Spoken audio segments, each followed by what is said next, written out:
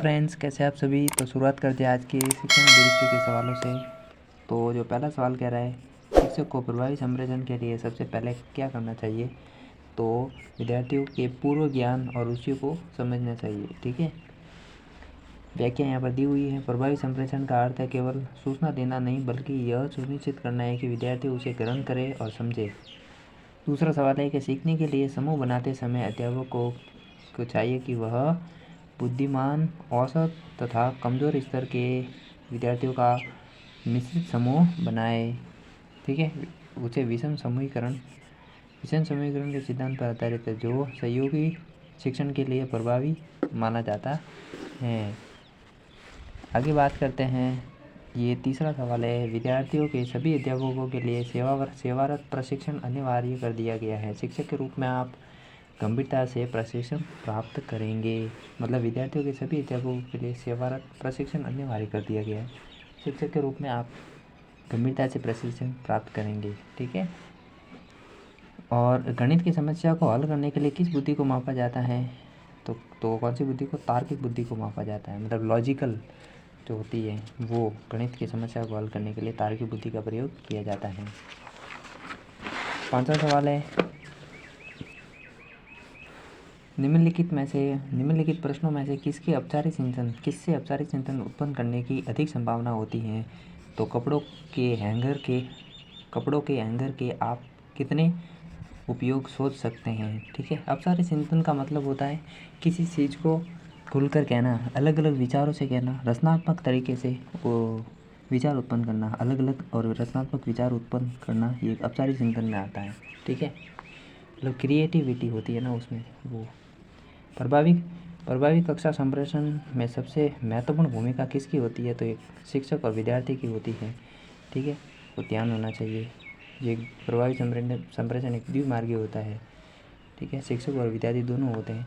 स्वतंत्रता के बाद भारत सरकार द्वारा स्थापित प्रथम शिक्षा आयोग के अध्यक्ष कौन थे। तो ये थे आपके एस राधाकृष्णन। ठीक है, विश्वविद्यालय शिक्षा आयोग की स्थापना 1948 में की गई थी और इस आयोग के अध्यक्ष थे सर्वपल्ली राधाकृष्णन।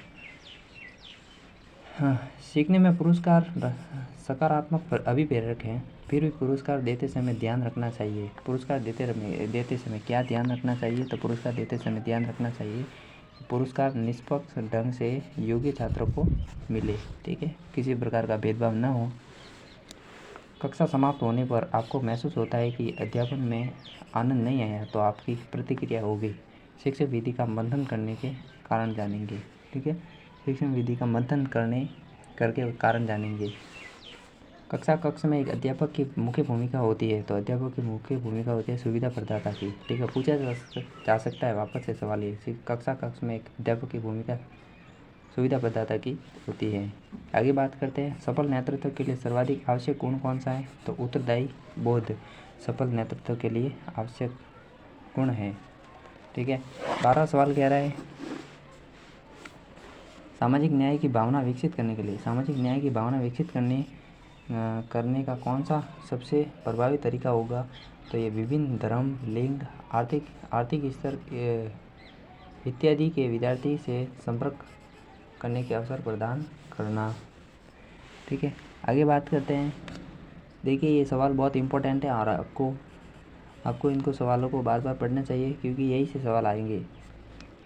विद्यालय अनुशासन का मुख्य लक्ष्य क्या है।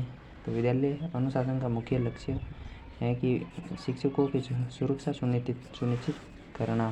ठीक है, कक्षा में प्रौद्योगिकी मतलब कंप्यूटर आधारित शिक्षा के उपयोग का प्राथमिक लक्ष्य क्या है। तो विद्यार्थी, शिक्षक और अधिगम के अनुभवों को बढ़ाना।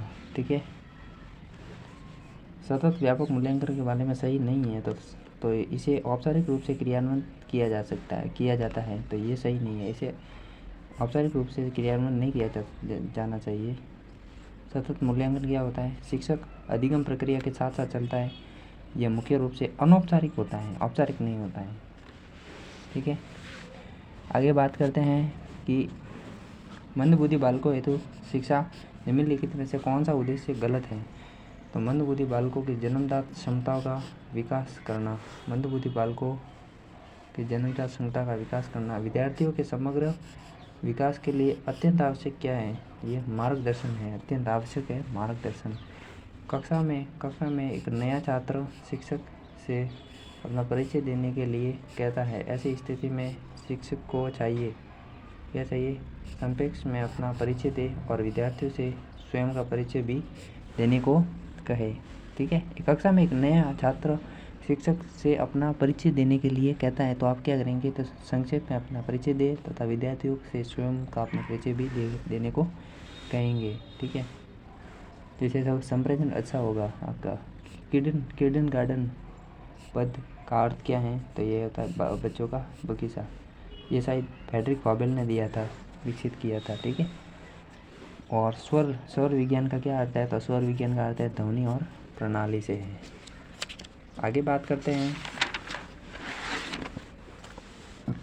शिक्षण अभिरुचि के आपको 50 क्वेश्चन पूछे जाते हैं। ठीक है, छात्रों को गृह कार्य दिया जाता है क्योंकि छात्रों ने पाठ को कितना समझा है ये जानने के लिए। ठीक है, और निम्नलिखित में से कौन सा सही नहीं है? तो कड़ी सजा डर तथा दुश्चिंता उत्पन्न करती हैं। कड़ी सजा डर तथा दुश्चिंता उत्पन्न करती हैं, जो सीखने को बढ़ावा देती है। ठीक है सर।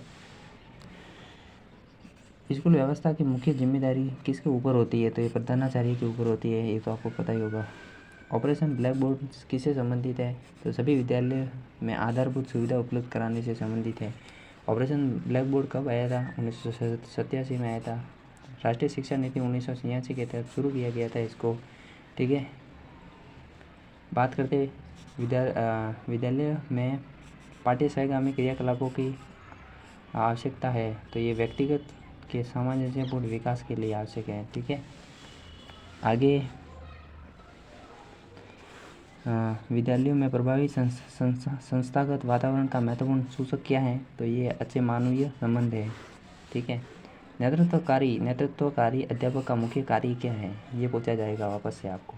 ठीक है, एक अच्छे नेतृत्वकारी अध्यापक के मुख्य कार्य है विद्यार्थियों को स्वतंत्र रूप से सोचने और निर्णय लेने के लिए प्रेरित करना।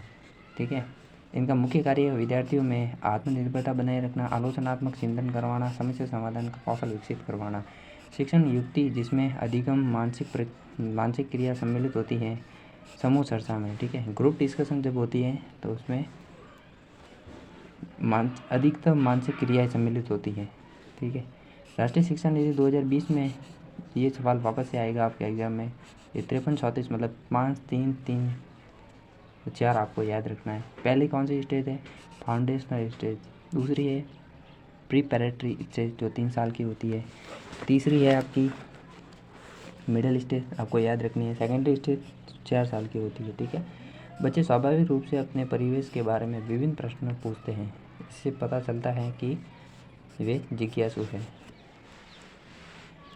शिक्षक के रूप में यदि आपसे किसी गंभीर विषय पर भाषण देने के लिए कहे तो आप क्या करेंगे? कुछ देर समय मांगेंगे। ठीक है, प्रभावी शिक्षण के लिए शिक्षक कक्षा में जाने से पूर्व क्या करता है? पाठ्यपुस्तक विश्लेषण करता है। ये 2025 का पेपर हुआ था, वही बता रहा हूँ मैं। सेकंड शिफ्ट में जो पेपर हुआ था वो विद्यार्थी से पुस्तकें पढ़ने की आदत विकसित करने के लिए चाहिए। तो ये आपको स्वयं समय विभाग चक्र में पुस्तकालय हेतु कालांश रखना। ओके, आगे बात करते हैं आउट ऑफ द बॉक्स सोचना क्या है? तो ये अपचारी चिंतन, ये रचनात्मक तरीके से सोचना एक अपचारी चिंतन में इस श्रेणी में आता है। ठीक है, एक अच्छा अध्यापक वह है जो विद्यार्थियों को प्रेरित करता है। एक विद्यार्थी एक प्रश्न का उत्तर अलग ढंग से देता है तो अध्यापक को चाहिए वो विद्यार्थी से उसके उत्तर के पहलू को स्पष्ट करने के लिए कहे। 137वां सवाल है आपके सामने। शिक्षक और विद्यार्थी के संबंध में निम्नलिखित में से कौन सा कथन उपयुक्त है? तो ये है सौहार्दपूर्ण और सम्मानजनक। एक शिक्षक को प्रश्न पूछने में धारा प्रवाह कहा जाता है। एक शिक्षक को प्रश्न पूछने में धारा प्रवाह कहा जाता है यदि वह पूछ सकता है तो ये एक निश्चित समय में कई सार्थक प्रश्न पूछ सकता है। इसे कहते हैं धारा प्रवाह। आपको अतिरिक्त कक्षा का महत्वपूर्ण कार्य दिया जाता है तो आप सोचेंगे, चुनौती स्वीकार करेंगे। प्रयास और त्रुटि का सिद्धांत, ये मनोविज्ञान से सवाल आ गया। तो प्रयास और त्रुटि का सिद्धांत दिया था आपके थॉर्नडाइक ने। ठीक है। छात्रों के बीच नैतिक मूल्यों को प्रभावी ढंग से विकसित किया जा सकता है। ये कैसे किया जा सकता है? तो ये स्वयं उनका अभ्यास करके, ये तो आपको भी आता ही होगा। औपचारिक सामाजिकरण कहा जाता है। तो औपचारिक सामाजिकरण कहा जाता है स्कूल और महाविद्यालय से। ठीक है। आगे सहपाठी समूह अधिगम से होता है। सहपाठी समूह अधिगम से होता है, ये होता है सहयोग की भावना विकसित होती है। निम्नलिखित में से कौन सा प्रश्न व्यक्तिनिष्ठ है? तो ये है आपका निबंधात्मक प्रश्न व्यक्तिनिष्ठ है। आगे बात करते हैं कि संवैधानिक प्रावधानों के संबंध में शिक्षा विषय है। तो ये किसका विषय है? शिक्षा समवर्ती सूची का विषय है। 42वें संविधान संशोधन 1976 के तहत इसको राज्य सूची से समवर्ती सूची में डाला गया है। पहले ये राज्य सूची का विषय था, फिर इसको 42वें संविधान संशोधन 1976 के तहत समवर्ती सूची में डाला गया है। ठीक है। कौन से शिक्षार्थियों को अंतरक्रिया की अधिक स्वतंत्रता देता है?